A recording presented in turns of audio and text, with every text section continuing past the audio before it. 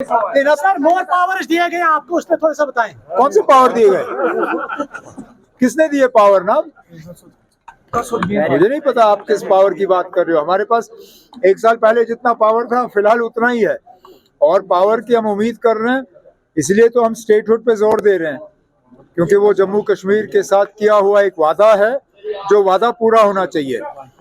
हम तो सोच रहे थे कि पहले साल के अंदर अंदर ही मरकज की हुकूमत अपना ये वादा पूरा करेगी, लेकिन चलिए, किन वजूहात के बुनियाद पर जम्मू कश्मीर को आज भी स्टेटहुड से महरूम रखा गया वो मरकज और बीजेपी वाले ही बता सकते हैं। लेकिन हम अपनी कोशिशों को छोड़ेंगे नहीं।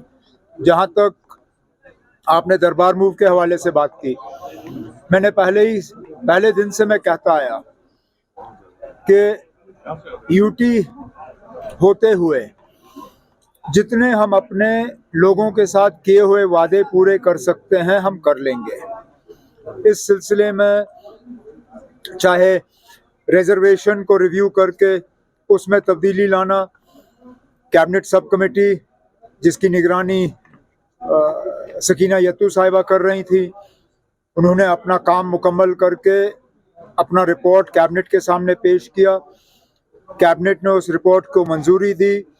अब डिपार्टमेंट के तरफ से कैबिनेट का मेमो तैयार किया जा रहा है, उसको बाय सर्कुलेशन हम मंजूरी देके एलजी साहब के पास भेज देंगे। वो एक वादा था हमारा लोगों के साथ। इसी सिलसिले में दरबार मूव को दोबारा शुरू करना, ये भी एक वादा हमारा लोगों के साथ था। लगभग 3 हफ्ते पहले जब कैबिनेट की मीटिंग हुई, उस मीटिंग के दौरान ये फैसला लिया गया। वो फैसला एलजी साहब को भेजा गया। जैसे ही एलजी साहब का दस्तखत फाइल पे हमें वापस मिला, हमने वो ऑर्डर जारी किया है, और 2021 के बाद दोबारा जम्मू और श्रीनगर को इस दरबार मूव के जरिए जो है जोड़ा जा रहा है। जिस तरह कल बाबा मुफ्ती ने कहा कि जो राज्यसभा की मैंने राज्यसभा और खासकर महबूबा मुफ्ती साहिबा के बयान को लेके मुझसे इसमें जम्मू में पूछा गया, और मैंने जम्मू के प्रेस कॉन्फ्रेंस के दौरान अपने जवाब में यही कहा जो मैं आज फिर दोहराऊंगा।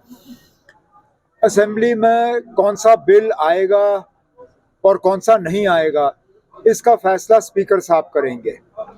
लेकिन कोई ऐसा बिल हाउस के सामने आए जिससे जम्मू कश्मीर के लोगों को फायदा होगा, मेरी हुकूमत उस बिल में कोई रुकावट पेश नहीं करेगी।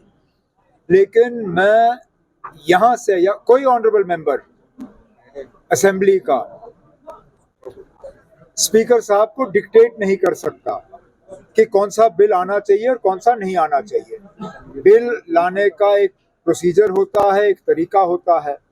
जो भी अच्छे बिल होंगे उन पे हम जरूर जो है मदद करेंगे। सर लैंड राइटर्स बिल वो कह रहे हैं, लैंड राइटर्स बिल हम लाएंगे। जो भी बिल, उस तरह का बिल तो मेरे भी एक साथी ने लाया है, तनवीर सादिक साहब का भी एक इसी तरह का बिल है कि जो हमारा पुराना कानून था 2019 से पहले, जिसको 2021 में तब्दील किया गया, लैंड ग्रांट्स एक्ट, उसको दुरुस्त किया जाना चाहिए। अब मैं नहीं जानता हूं कि तनवीर सादिक साहब का बिल हाउस के सामने आएगा या नहीं आएगा। इसी तरह जो बिल पीडीपी के तरफ से तैयार होके भेजा गया है, क्या वो आएगा या नहीं आएगा, उसका एक प्रोसीजर होता है। लेकिन अगर आ जाएगा, मेरी हुकूमत उसमें कोई रुकावट नहीं बनेगी। सर कोरोना में उसके लिए असेंबली के लिए ठहरने की जरूरत नहीं है।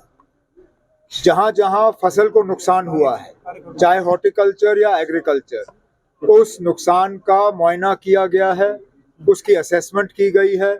अब उस चीज़ को लेके मरकज़ की हुकूमत के साथ बात चल रही है कि एक पैकेज जो है, जिस तरह बाकी रियासतों को दिया गया है, जम्मू कश्मीर को भी एक खसूसी पैकेज मिलना चाहिए, ताकि जो सड़कों का नुकसान हुआ है, जहाँ पुल बह गए हैं, जहाँ लोगों के मकानात को नुकसान हुआ है, जहाँ एग्रीकल्चर हॉर्टिकल्चर को नुकसान हुआ है, इसके लिए हमें एक पैकेज मिले, ताकि हम जो लोग इससे मुतासिर हैं उन्हें हम मुआवजा जो है दे पाए। सर कोरोना में मुख्तलिफ अजला में जो पर्चे लगाए गए वायलेशन पर, तो वो अभी रिवोक नहीं किए गए। आपकी सरकार ने वादा दिया था ऐसे पर्चे जो लगाए गए हैं उनको रिवोक किया जाए, उनको खत्म किया जाएगा, लेकिन अभी भी वो काम नहीं हो रहा। सर प्लीज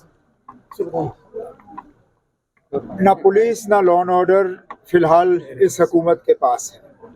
वो इख्तियारात वो हमें मिले, और ज़रूर जो बाकी हमारे किए हुए वादे हैं उनको भी सर हम पूरा मैनिफेस्टो के करेंगे। हवाले से